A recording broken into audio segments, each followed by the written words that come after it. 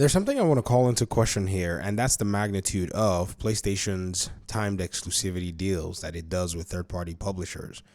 Now, some of you may or may not know there are almost no limits that this company will go to in order for them to be able to secure a game or a piece of a game away from everybody else.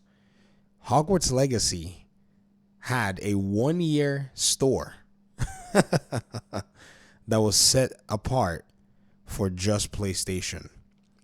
I saw a lot of people say, this isn't a problem. I don't really care.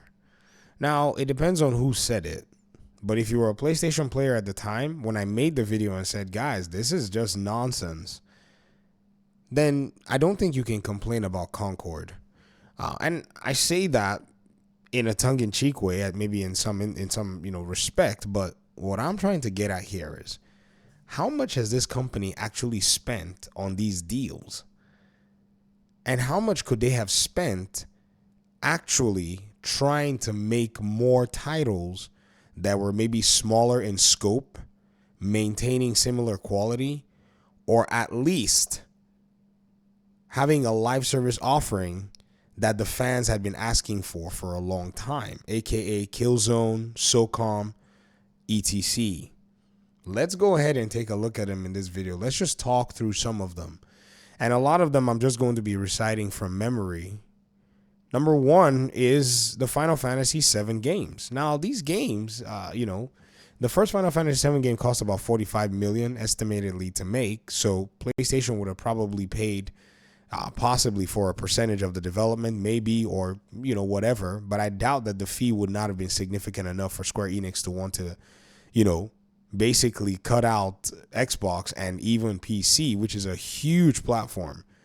So at least they would have probably seen a few dozen million to be able to say, sure, we're going to give you, we're going to put this game as an exclusive on PlayStation to guarantee that we at least get sales.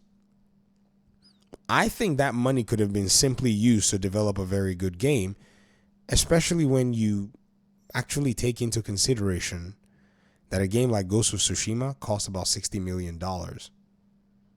Helldivers 2 is estimated to cost anywhere from $50 to $100 million. If PlayStation was using these funds well to be able to get good games out for their communities, I think by now they'd have been swimming in as many games in terms of the multiplayer offerings with the quality like Xbox does have right now. Some might want to maybe, downplay what Xbox has in terms of their offerings and so on and so forth. But to be very honest, I don't think that's a very interesting way to look at it, seeing that Sony has nothing at all in this category and basically is being taken to the cleaners because they don't have anything to actually, they don't have anything to basically offer in that category. And their players basically have to wait or play Call of Duty and all the other stuff. And yet they want these games so that they can actually, monetize these games. So apparently all of those funds, they're only there to just serve the company's benefit with the consumer, you can go by the wayside. So again, whenever PlayStation fans are cheering the money hatting, there's a cost to it.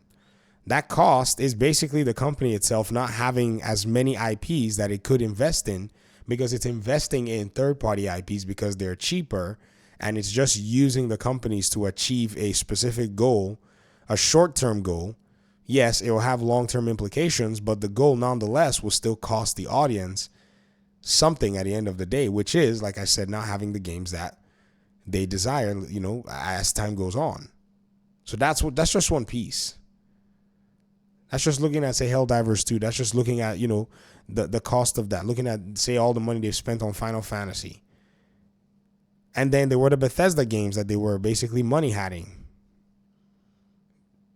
which were Ghostwire Tokyo and Deathloop. And they were trying to negotiate Starfield. I mean, when you start adding all of this together, you start wondering, man, they were spending not only just some money, but also time doing this.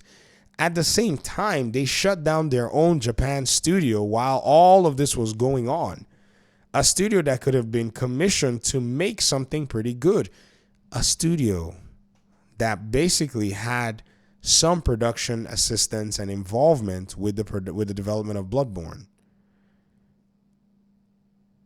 I mean, I just don't know how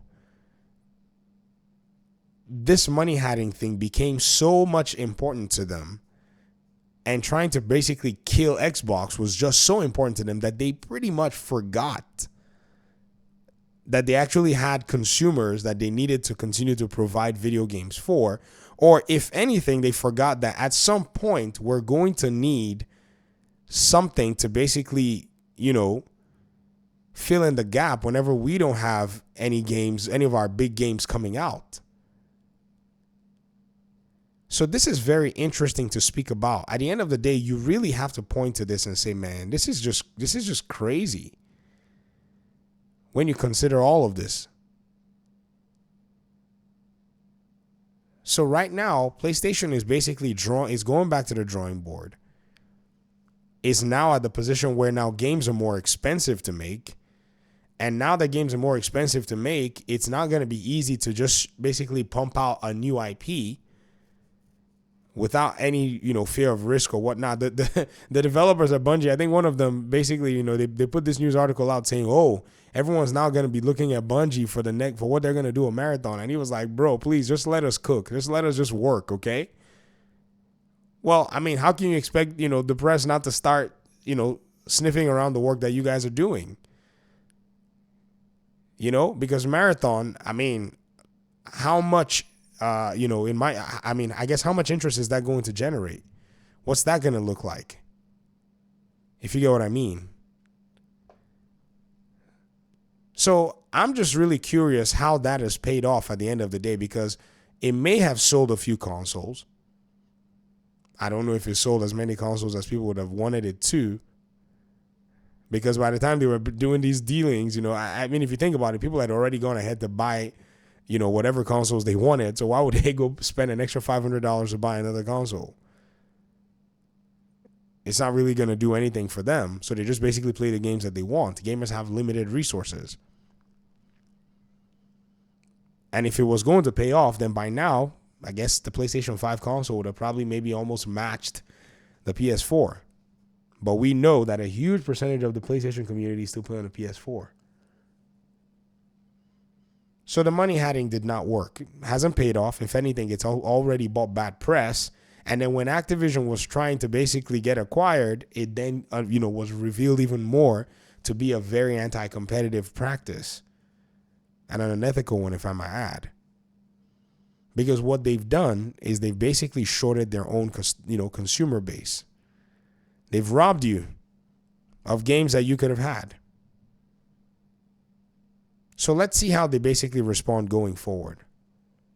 Watch very carefully, because a lot of these games have not necessarily panned out, well. Rise of Ronin, PlayStation fans didn't buy it. They didn't buy as much. They didn't buy many copies of it.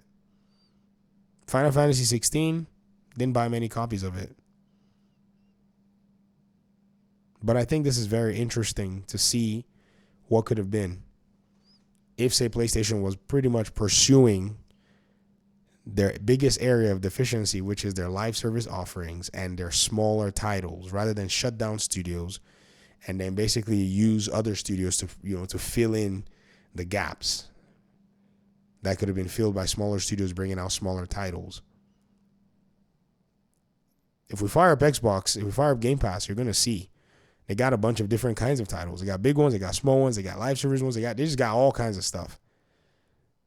But PlayStation, we don't see much from that area. And it's disheartening that they could have had much from that area, but chose not to. Let me hear your thoughts in the comment section. Thanks so much for watching. Peace out.